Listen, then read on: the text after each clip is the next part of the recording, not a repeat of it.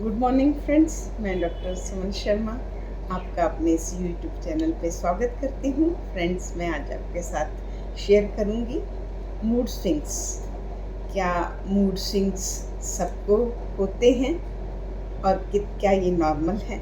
आइए जानते हैं इसके बारे में। अगर हमें इसके बारे में जानकारी होगी तो हम इसे अपनी लाइफस्टाइल चेंजेस से काफ़ी हद तक ठीक कर लेते हैं। तो फ्रेंड्स, आज हम मूड स्विंग्स की बात करते हैं। मूड मतलब हमारा मन। मेरा मूड आज बड़ा अच्छा है, मुझे अच्छा लग रहा, लाइक। एंड स्विंग्स मतलब अप एंड डाउन झूला। तो स्विंग्स, मूड स्विंग्स होते हैं। कभी हमारा मूड बहुत हाई चले जाना और कभी डाउन होना। जैसे हमारे घरों में बोला जाता है, ये पल में तोला पल में माशा। तो क्या ये मूड स्विंग्स नॉर्मल है और सबको होते हैं? यस, मूड स्विंग्स हमारी लाइफ में कभी ना कभी सबको होते हैं। हमें कब ये दिक्कत करते हैं? अगर ये हमारी डे टू डे लाइफ में हमें दिक्कत देने लगे और हमारे वर्क प्लेस पे हमें दिक्कत देने लगे, तो हमें इसके लिए प्रोफेशनल से बात करने की जरूरत है। तो आइए जानते हैं कौन कौन से कारण हैं जो इन मूड स्विंग्स को बढ़ाने में पार्ट प्ले करते हैं। सबसे पहले हम बात करते हैं स्ट्रेस एंड एंजाइटी की। फ्रेंड्स, जो क्रॉनिक हमें स्ट्रेस एंड एंजाइटी है, वो हमें मूड स्विंग्स को अप एंड डाउन होने में कारक बनता है। अगर हम सेंसिटिव पर्सनैलिटी के लोग हैं, तो जब हम वर्क प्लेस पे या हमारे घर में कोई ऐसी न्यूज़ मिलती है जिसको हम हैंडल नहीं कर पाते, तो उस टाइम हमारे मूड स्विंग जो हैं वो अप एंड डाउन होते हैं। तो अगर हमें ऐसा लगता है तो हमें एक बार एक प्रोफेशनल से सलाह लेके फिर हमें अपने लाइफस्टाइल को मेंटेन करना चाहिए। उसके बाद फ्रेंड्स, मैं बात करती हूँ स्लीप की। अगर हम अच्छे से स्लीप हमें नहीं होती, तो उससे भी हमें, जब हम अगले दिन उठते हैं, हमें इरिटेट होते हैं, परेशान होते हैं और हमारे मूड्स अप एंड डाउन चलते हैं, तो उसमें भी हमें स्लीप पे अपनी पे काम करना चाहिए, जो कि हम अलग अलग टाइम पे अलग अलग मेथड्स आपको बताते हैं, वो भी लाइफस्टाइल से रिलेटेड है। उसके बाद फ्रेंड्स, मैं बात करती हूँ, एक बाइपोलर नाम का डिसऑर्डर होता है। उसमें मूड स्विंग्स बहुत होते हैं, या तो बहुत हाई चले जाते हैं, और इसके दो फेज हम बोलते हैं, मैनिक फेज और डिप्रेसिव फेज। जो मैनिक फेज होता है उसमें आपके मूड्स बहुत अप हो जाते हैं, आपकी सेल्फ एस्टीम बहुत हाई हो जाती है। हम अपने को ऐसा सोचेंगे, मैं तो प्राइम मिनिस्टर हूँ, मैं ये मैं वो, ऐसा सोचने इतनी पावर आ जाती है उसमें। और जब वो डिप्रेसिव फेज में होता है, तो उस टाइम उसको डिप्रेशन वाले मूड स्विंग्स होते हैं, जैसे अपने कमरे में रहना, अंधेरे में रहना, किसी से बात नहीं करना। और किसी किसी पेशेंट में ये दोनों भी होते हैं। अगर हमें अप भी एंड डाउन, कभी कभी अगर हमें ऐसा है, तो हमें एक बार मनोवैज्ञानिक डॉक्टर से बात करनी चाहिए। बहुत छोटी छोटी वो आपको बिहेवियरल थेरेपी बताते हैं, बहुत हल्की मेडिकेशन देते हैं, मेनली वो लाइफस्टाइल चेंजेस बताते हैं, बट उसमें आपको पता चलता है। अदरवाइज आप डेली डेली इस चीज़ से खलते रहते हैं, ये कोई बड़ी बीमारियाँ नहीं। उसके बाद फ्रेंड्स, मैं बात करती हूँ डिप्रेशन की। डिप्रेशन में मूड स्विंग्स होते हैं। डिप्रेशन में हमें नींद आने में प्रॉब्लम नहीं होती, कुछ ये बाइपोलर की तरह होता है, पर इसमें वो मैनिक फेज कभी नहीं आता। डिप्रेशन वाला मरीज कभी ऐसे नहीं बोलता कि मैं प्राइम मिनिस्टर हूँ, मैं बहुत बड़ा, बहुत ये, ऐसा नहीं होता। ये वो डिफर करता है। इसमें जो हम लोग हैं, इसमें हमें अकेले रहना पसंद होता है, हम सोशलाइज नहीं करते, कमरे में अंदर ही रहना अच्छा लगता है। और बहुत बारी ऐसी फीलिंग आती रहती है कि जो भी हो रहा मेरे कारण हो रहा, मैं बेकार हूँ, मैं कुछ कर नहीं सकता।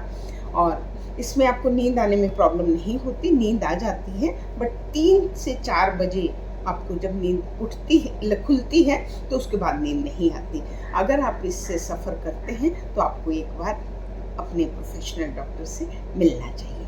उसके बाद फ्रेंड्स, मैं बात करती हूँ एक attention deprived hyper active disorder. ये मेनली बच्चों में होता है। इसमें बच्चे बहुत, हम बोलते हैं कि हमारा बच्चा बहुत इम्पल्सिव है, बहुत तोड़ फोड़ करता है, बहुत हाइपर एक्टिव है, लाइक दिस। और कभी कभी मूड स्विंग्स बच्चों में होते हैं कि नाचता है, गाता है, हम इतना चलते हैं। पर फ्रेंड्स, मैं आपको एक बात बताती हूँ, ये एडल्ट्स में भी होता है। तो अगर आपको लगता है कि आपको ये कोई डिस्टर्ब नहीं कर रहा है, इट इज़ ओके। अगर आपको लगता है तो आप एक बार डॉक्टर से मिलेंगे, तो वो आपको इसके लिए अच्छे से गाइड करेगा और आप लाइफस्टाइल चेंज करके इसमें भी आप ठीक हो सकते हैं। उसके बाद फ्रेंड्स मैं बात करती हूँ हार्मोन्स की।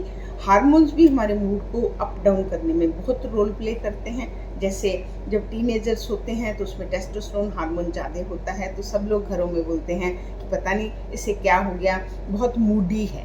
तो उस टाइम उसके हार्मोन उस लेवल पे चल रहे होते हैं। सेम फीमेल्स में जैसे प्री मेंस्ट्रुअल टाइम होता है तो उस टाइम उनका इरिटेटिव बिहेवियर, डिफरेंट बिहेवियर होता है, क्योंकि उसमें कुछ हार्मोन अप होते हैं। सेम प्रेगनेंसी में हार्मोन चेंज होते हैं तो लेडीज़ का बिहेवियर थोड़ा सा डिफरेंट होता है। एंड मीनोपॉज में भी आपको डिप्रेशन एक मेन प्रॉब्लम हम लोग हैंडल करते हैं। तो ये जब हार्मोन हमारे अप डाउन होते हैं तो हमें मूड स्विंग्स का होना रहता है।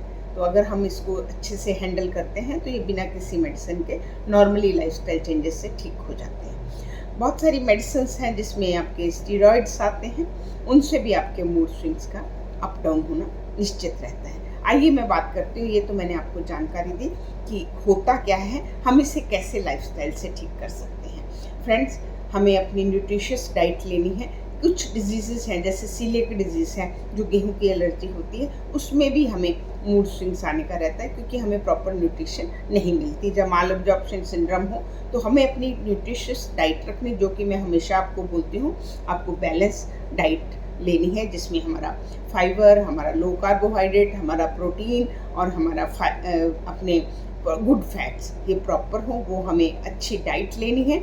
अच्छी स्लीप के लिए हमें काम करना है और उसके बाद हमें अपने स्ट्रेस एंड एंग्जाइटी को मेडिटेशन से, हमें सोशल होके, हमें नई नई चीज़ें सीख के, एक्टिविटी करके हमें उसको भी कंट्रोल में करना है। और एक्सरसाइज एक बहुत मेन पार्ट है। आपको नेचर के करीब रहना है और लॉन्ग वॉक्स करनी है।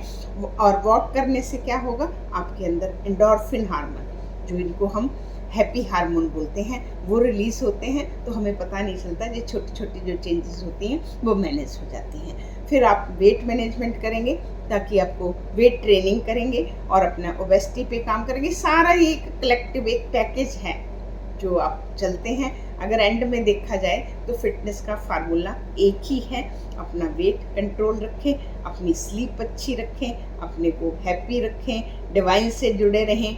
थोड़ी देर अपना डिवाइन जो इतना हमारी सृष्टि चल रही है उससे जुड़िए, आपको हर चीज़ के आंसर मिलने शुरू हो जाएंगे। तो फ्रेंड्स, इसी के साथ मैं आज के लिए विदा लेती हूँ। मैं चाहती हूँ कि आप जो ये थोड़ी थोड़ी छोटी छोटी जानकारी हैं ये आप आपस में शेयर करें और अपने लाइफस्टाइल को अच्छा रखें और मेरे साथ जुड़ते रहिए। हम फिट इंडिया के लिए काम करते रहेंगे। नमस्कार।